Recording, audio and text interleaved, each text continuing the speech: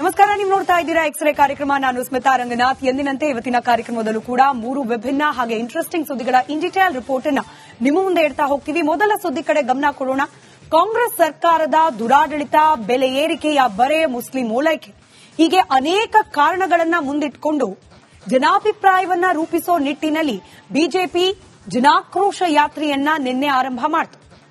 ಈಗ ಆಲ್ರೆಡಿ ಮೈಸೂರಿನಲ್ಲಿ ಭರ್ಜರಿಯಾಗಿ ಶುಭಾರಂಭ ಮಾಡಿದ ಈ ಯಾತ್ರೆ ಇವತ್ತು ಸಕ್ಕರೆ ನಾಡು ಮಂಡ್ಯದಲ್ಲೂ ಯಶಸ್ವಿಯಾಗಿ ಸಾಗಿದೆ. ಇನ್ನು ಈ ಯಾತ್ರೆ ಕೇವಲ ಸರ್ಕಾರದ ವಿರುದ್ಧವಾದ ಒಂದು ಪ್ರೊಟೆಸ್ಟ್ ಅಥವಾ ಪ್ರತಿಭಟನೆ ವಿರೋಧ ಪಕ್ಷ ಮಾಡ್ತಿರೋದು ಮಾತ್ರವಲ್ಲ, ಬಿಜೆಪಿ ಪಾಲಿಗೆ, ಅದರಲ್ಲೂ ಬಿಜೆಪಿ ರಾಜ್ಯಾಧ್ಯಕ್ಷ ವಿಜಯೇಂದ್ರ ಅವರ ಪಾಲಿಗೂ ಕೂಡ ನಿರ್ಣಾಯಕ. ಈ ಯಾತ್ರೆ ಸಕ್ಸಸ್ ಆದ್ರೆ ಪಕ್ಷ ಸಂಘಟನೆಗೂ ಕೂಡ ಚೈತನ್ಯ ಸಿಗತ್ತೆ. ಒಂದೊಮ್ಮೆ ಇದಕ್ಕೆ ನಿರೀಕ್ಷಿತ ಬೆಂಬಲ ಸಿಗದೆ ಹೋದ್ರೆ ಇದು ಖಂಡಿತ ವಿಜಯೇಂದ್ರ ಅವರ ರಾಜ್ಯಾಧ್ಯಕ್ಷ ಪಟ್ಟಕ್ಕೆ ಕುತ್ತನ್ನ ತರಬಹುದು ಅನ್ನೋ ಲೆಕ್ಕಾಚಾರ ಕೂಡ ನಡೀತಾ ಇದೆ.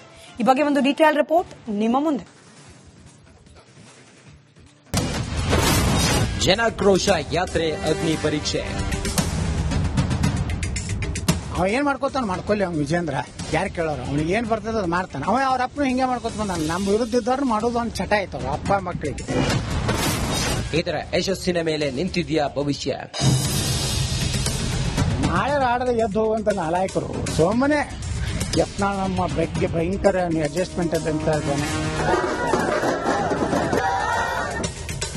ರಾಜ್ಯ ಬಿಜೆಪಿಯಲ್ಲಿ ಈಗ ಅಗ್ನಿಕುಂಡ ತಣ್ಣಗಾದ ಸ್ಥಿತಿ. ಬಿಜೆಪಿ ರಾಜ್ಯಾಧ್ಯಕ್ಷ ಬಿವೈ ವಿಜಯೇಂದ್ರ ಮೇಲೆ ಉಚ್ಚಾಟಿತ ಶಾಸಕ ಬಸನಗೌಡ ಪಾಟೀಲ್ ಯತ್ನಾಳ್ ಸತತ ಟೀಕಾ ಪ್ರಹಾರ. ಆಡಳಿತಾರೂಢ ಕಾಂಗ್ರೆಸ್ ಸರ್ಕಾರದ ಜೊತೆ ಅಡ್ಜಸ್ಟ್ಮೆಂಟ್ ರಾಜಕಾರಣದತ್ತ ಬೊಟ್ಟು ಮಾಡುತ್ತಿರುವುದು ಸಸ್ಪೆಂಡೆಡ್ ಎಂಎಲ್ಎ ಯತ್ನಾಳ್. ಇದೇ ಹೊತ್ತಿನಲ್ಲಿ ಮೈ ಕೊಡವಿಕೊಂಡು ಮೇಲೆದ್ದಂತಿದೆ ರಾಜ್ಯ ಕಮಲಪಾಳೆಯ.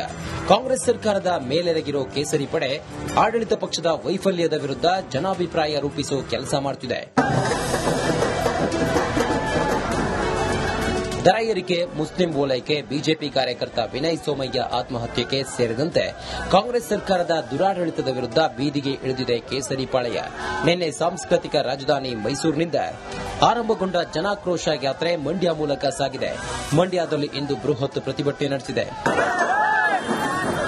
ಹಾಗೆ ನೋಡಿದರೆ ಬಿಜೆಪಿ ರಾಜ್ಯಾಧ್ಯಕ್ಷ ಬಿವೈ ವಿಜಯೇಂದ್ರಗೆ ಇದೊಂಥರ ಮಾಡು ಇಲ್ಲವೇ ಬಡಿ ಹೋರಾಟ. ಯಾಕೆಂದ್ರೆ ವಿಜಯೇಂದ್ರರನ್ನ ಕೆಳಗಿಳಿಸೋಕೆ ಇನ್ನಿಲ್ಲದ ಸಾಹಸ ಪಟ್ಟಿದ್ದು ಯತ್ನಾಳ್ ನೇತೃತ್ವದ ರೆಬಲ್ ಬಣ. ಇಲ್ಲಿ ಯತ್ನಾಳ್ ವಿರುದ್ಧ ಕಠಿಣ ಶಿಸ್ತು ಕ್ರಮ ಕೈಗೊಂಡ್ರೆ ಉಳಿದವರು ಸೈಲೆಂಟ್ ಆಗ್ತಾರೆ ಅನ್ನೋ ಲೆಕ್ಕದಲ್ಲಿ ಹೈ ಲೆವೆಲ್ ಒತ್ತಡ ಹೇರಿದ್ದು ವಿಜಯೇಂದ್ರ ಟೀಮ್.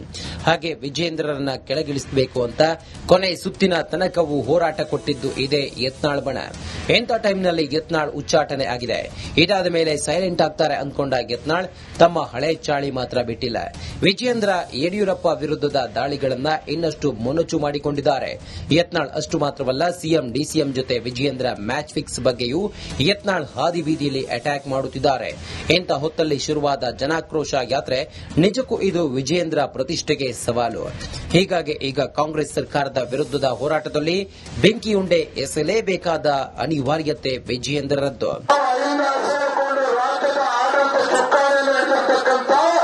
ರಾಜ್ಯದ ಮುಖ್ಯಮಂತ್ರಿಗಳು ಸಿದ್ದರಾಮಯ್ಯನವರು ರಾಜ್ಯದಲ್ಲಿ ಇವತ್ತು ಮುಖ್ಯಮಂತ್ರಿಗಳಾದ ನಂತರ ಎಲ್ಲ ಹಿಂದುಳಿದ ಸಮುದಾಯಗಳನ್ನ ಮರೆತರು. ರಾಜ್ಯದಲ್ಲಿ ಎಲ್ಲ ಹಿಂದುಳಿದ ಸಮಾಜಗಳನ್ನ ಮರೆತು ಕಾಂಗ್ರೆಸ್ ಪಕ್ಷದವರು ಇವತ್ತು ಅಲ್ಪಸಂಖ್ಯಾತರು ಮುಸಲ್ಮಾನರನ್ನ ತಪ್ಪ ಮಾಡಿಕೊಂಡು ರಾಜ್ಯದಲ್ಲಿರ್ತಕ್ಕಂಥ ಎಲ್ಲ ಹಿಂದುಳಿದ ಸಮಾಜಗಳನ್ನ ಸಂಪೂರ್ಣವಾಗಿ ಮರೆತಿದ್ದಾರೆ. ರಾಜ್ಯದಲ್ಲಿರ್ತಕ್ಕಂಥ ಕಾಂಗ್ರೆಸ್ ಸರ್ಕಾರ ಸಿದ್ದರಾಮಯ್ಯನವರು ಈ ಜನಾಕ್ರೋಶ ಯಾತ್ರೆಗೆ ಭಾರಿ ಜನ ಬೆಂಬಲ, ಕಾರ್ಯಕರ್ತರ ಸಪೋರ್ಟ್ ಸಿಕ್ಕರಷ್ಟೇ ವಿಜಯೇಂದ್ರ ಮೇಲೆ ಆವರಿಸಿದ ಅಡ್ಜಸ್ಟ್ಮೆಂಟ್ ಮಸಿ ಅಟ್ಲೀಸ್ಟ್ ಸ್ವಲ್ಪ ಮಟ್ಟಿಗಾದರೂ ಅಳಿಸಿ ಹೋಗೋದು. ತನ್ನ ನೈಜ ಬಲ ಏನೆಂದು ಜಗತ್ತಿಗೆ ಪ್ರದರ್ಶಿಸಿದಂತಾಗೋದು. ಹೀಗಾಗಿ ಈ ಯಾತ್ರೆಯನ್ನ ಇನ್ನಷ್ಟು ಚಾಲೆಂಜಿಂಗ್ ಆಗಿ ತೆಗೆದುಕೊಂಡಿದ್ದಾರೆ ವಿಜಯೇಂದ್ರ. ತನ್ನ ಶಕ್ತಿ ಏನೆಂಬುದನ್ನು ತೋರಿಸಲೇಬೇಕಾದ ಸ್ಥಿತಿ ವಿಜಯೇಂದ್ರರದ್ದು. ಈ ಲೆಕ್ಕದಿಂದಲೇ ವಿಜಯೇಂದ್ರ ನಿನ್ನೆ ಮೈಸೂರು, ಇವತ್ತು ಮಂಡ್ಯದಲ್ಲಿ ಯಾತ್ರೆ ಸಾಫಲ್ಯಕ್ಕೆ ಖುದ್ದು ಮುತುವರ್ಜಿ ವಹಿಸಿದ್ದು. ಇದು ಯಶಸ್ವಿ ಮಾಡಲೇಬೇಕೆಂಬುದು ವಿಜಯೇಂದ್ರ ಸಂಕಲ್ಪ. ಇದು ತನ್ನ ರಾಜಕೀಯ ಭವಿಷ್ಯಕ್ಕೂ ಒಂಥರ ಮಾಡು ಇಲ್ಲವೇ ಮಡಿ.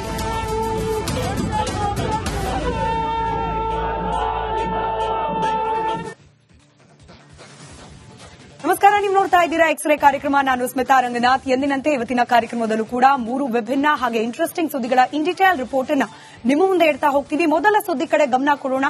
ಕಾಂಗ್ರೆಸ್ ಸರ್ಕಾರದ ದುರಾಡಳಿತ, ಬೆಲೆ ಏರಿಕೆಯ ಬರೆ, ಮುಸ್ಲಿಂ ಓಲೈಕೆ ಹೀಗೆ ಅನೇಕ ಕಾರಣಗಳನ್ನ ಮುಂದಿಟ್ಟುಕೊಂಡು ಜನಾಭಿಪ್ರಾಯವನ್ನ ರೂಪಿಸೋ ನಿಟ್ಟಿನಲ್ಲಿ ಬಿಜೆಪಿ ಜನಾಕ್ರೋಶ ಯಾತ್ರೆಯನ್ನ ನಿನ್ನೆ ಆರಂಭ ಮಾಡಿತು.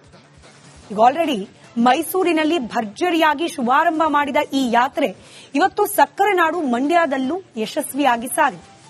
ಇನ್ನು ಈ ಯಾತ್ರೆ ಕೇವಲ ಸರ್ಕಾರದ ವಿರುದ್ಧವಾದ ಒಂದು ಪ್ರೊಟೆಸ್ಟ್ ಅಥವಾ ಪ್ರತಿಭಟನೆ ವಿರೋಧ ಪಕ್ಷ ಮಾಡ್ತಿರೋದು ಮಾತ್ರವಲ್ಲ, ಬಿಜೆಪಿ ಪಾಲಿಗೆ, ಅದರಲ್ಲೂ ಬಿಜೆಪಿ ರಾಜ್ಯಾಧ್ಯಕ್ಷ ವಿಜೇಂದ್ರ ಅವರ ಪಾಲಿಗೂ ಕೂಡ ನಿರ್ಣಾಯಕ. ಈ ಯಾತ್ರೆ ಸಕ್ಸಸ್ ಆದ್ರೆ ಪಕ್ಷ ಸಂಘಟನೆಗೂ ಕೂಡ ಚೈತನ್ಯ ಸಿಗತ್ತೆ. ಒಂದೊಮ್ಮೆ ಇದಕ್ಕೆ ನಿರೀಕ್ಷಿತ ಬೆಂಬಲ ಸಿಗದೆ ಹೋದ್ರೆ ಇದು ಖಂಡಿತ ವಿಜಯೇಂದ್ರ ಅವರ ರಾಜ್ಯಾಧ್ಯಕ್ಷ ಪಟ್ಟಕ್ಕೆ ಕುತ್ತನ್ನ ತರಬಹುದು ಅನ್ನೋ ಲೆಕ್ಕಾಚಾರ ಕೂಡ ನಡೀತಾ ಇದೆ. ಈ ಬಗ್ಗೆ ಒಂದು ಡೀಟೇಲ್ ರಿಪೋರ್ಟ್ ನಿಮ್ಮ ಮುಂದೆ. ಜನಾಕ್ರೋಶ ಯಾತ್ರೆ ಅಗ್ನಿ ಪರೀಕ್ಷೆ. ಅವ ಏನ್ ಮಾಡ್ಕೋತಾನ ಮಾಡ್ಕೊಳ್ಳಿ, ಅವ್ನು ವಿಜೇಂದ್ರ ಯಾರು ಕೇಳೋರು, ಅವ್ನಿಗೆ ಏನ್ ಬರ್ತದ ಅದು ಮಾಡ್ತಾನೆ. ಅವ ಅವ್ರ ಅಪ್ಪನು ಹಿಂಗೆ ಮಾಡ್ಕೊತ ಬಂದ. ನಮ್ಮ ವಿರುದ್ಧ ಇದ್ದವ್ರು ಮಾಡೋದು ಒಂದು ಚಟ ಆಯ್ತು ಅವ್ರ ಅಪ್ಪ ಮಕ್ಕಳಿಗೆ. ಇದರ ಯಶಸ್ಸಿನ ಮೇಲೆ ನಿಂತಿದೆಯಾ ಭವಿಷ್ಯ? ನಾಳೆ ಆಡದ ಎದ್ದು ಹೋಗುವಂತ ನಾಲಾಯಕರು ಸೋಮನೆ ಯತ್ನಾಳ್ ನಮ್ಮ ಬಗ್ಗೆ ಭಯಂಕರ ಅಡ್ಜಸ್ಟ್ಮೆಂಟ್ ಅಂತ ಇದ್ದಾನೆ. ರಾಜ್ಯ ಬಿಜೆಪಿಯಲ್ಲಿ ಈಗ ಅಗ್ನಿಕುಂಡ ತಣ್ಣಗಾದ ಸ್ಥಿತಿ. ಬಿಜೆಪಿ ರಾಜ್ಯಾಧ್ಯಕ್ಷ ಬಿವೈ ವಿಜಯೇಂದ್ರ ಮೇಲೆ ಉಚ್ಚಾಟಿತ ಶಾಸಕ ಬಸನಗೌಡ ಪಾಟೀಲ್ ಯತ್ನಾಳ್ ಸತತ ಟೀಕಾ ಪ್ರಹಾರ. ಆಡಳಿತಾರೂಢ ಕಾಂಗ್ರೆಸ್ ಸರ್ಕಾರದ ಜೊತೆ ಅಡ್ಜಸ್ಟ್ಮೆಂಟ್ ರಾಜಕಾರಣದತ್ತ ಬೊಟ್ಟು ಮಾಡುತ್ತಿರುವುದು ಸಸ್ಪೆಂಡೆಡ್ ಎಂಎಲ್ಎ ಯತ್ನಾಳ್. ಇದೇ ಹೊತ್ತಿನಲ್ಲಿ ಮೈ ಕೊಡವಿಕೊಂಡು ಮೇಲೆದ್ದಂತಿದೆ ರಾಜ್ಯ ಕಮಲಪಾಳೆಯ. ಕಾಂಗ್ರೆಸ್ ಸರ್ಕಾರದ ಮೇಲೆರಗಿರೋ ಕೇಸರಿ ಪಡೆ ಆಡಳಿತ ಪಕ್ಷದ ವೈಫಲ್ಯದ ವಿರುದ್ಧ ಜನಾಭಿಪ್ರಾಯ ರೂಪಿಸೋ ಕೆಲಸ ಮಾಡುತ್ತಿದೆ. ದರ ಏರಿಕೆ, ಮುಸ್ಲಿಂ ಓಲೈಕೆ, ಬಿಜೆಪಿ ಕಾರ್ಯಕರ್ತ ವಿನಯ್ ಸೋಮಯ್ಯ ಆತ್ಮಹತ್ಯೆಗೆ ಸೇರಿದಂತೆ ಕಾಂಗ್ರೆಸ್ ಸರ್ಕಾರದ ದುರಾಡಳಿತದ ವಿರುದ್ಧ ಬೀದಿಗೆ ಇಳಿದಿದೆ ಕೇಸರಿ ಪಾಳೆಯ. ನಿನ್ನೆ ಸಾಂಸ್ಕೃತಿಕ ರಾಜಧಾನಿ ಮೈಸೂರಿನಿಂದ ಆರಂಭಗೊಂಡ ಜನಾಕ್ರೋಶ ಯಾತ್ರೆ ಮಂಡ್ಯ ಮೂಲಕ ಸಾಗಿದೆ. ಮಂಡ್ಯದಲ್ಲಿ ಇಂದು ಬೃಹತ್ ಪ್ರತಿಭಟನೆ ನಡೆಸಿದೆ. ಹಾಗೆ ನೋಡಿದರೆ ಬಿಜೆಪಿ ರಾಜ್ಯಾಧ್ಯಕ್ಷ ಬಿವೈ ವಿಜೇಂದ್ರಗೆ ಇದೊಂಥರ ಮಾಡು ಇಲ್ಲವೇ ಬಡಿ ಹೋರಾಟ. ಯಾಕೆಂದ್ರೆ ವಿಜೇಂದ್ರರನ್ನ ಕೆಳಗಿಳಿಸೋಕೆ ಇನ್ನಿಲ್ಲದ ಸಾಹಸ ಪಟ್ಟಿದ್ದು ಯತ್ನಾಳ್ ನೇತೃತ್ವದ ರೆಬಲ್ ಬಣ. ಇಲ್ಲಿ ಯತ್ನಾಳ್ ವಿರುದ್ಧ ಕಠಿಣ ಶಿಸ್ತು ಕ್ರಮ ಕೈಗೊಂಡ್ರೆ ಉಳಿದವರು ಸೈಲೆಂಟ್ ಆಗ್ತಾರೆ ಅನ್ನೋ ಲೆಕ್ಕದಲ್ಲಿ ಹೈ ಲೆವೆಲ್ ಒತ್ತಡ ಹೇರಿದ್ದು ವಿಜೇಂದ್ರ ಟೀಮ್. ಹಾಗೆ ವಿಜೇಂದ್ರರನ್ನ ಕೆಳಗಿಳಿಸಬೇಕು ಅಂತ ಕೊನೆ ಸುತ್ತಿನ ತನಕವೂ ಹೋರಾಟ ಕೊಟ್ಟಿದ್ದು ಇದೇ ಯತ್ನಾಳ್ ಬಣ. ಎಂಥ ಟೈಮ್ನಲ್ಲಿ ಯತ್ನಾಳ್ ಉಚ್ಚಾಟನೆ ಆಗಿದೆ.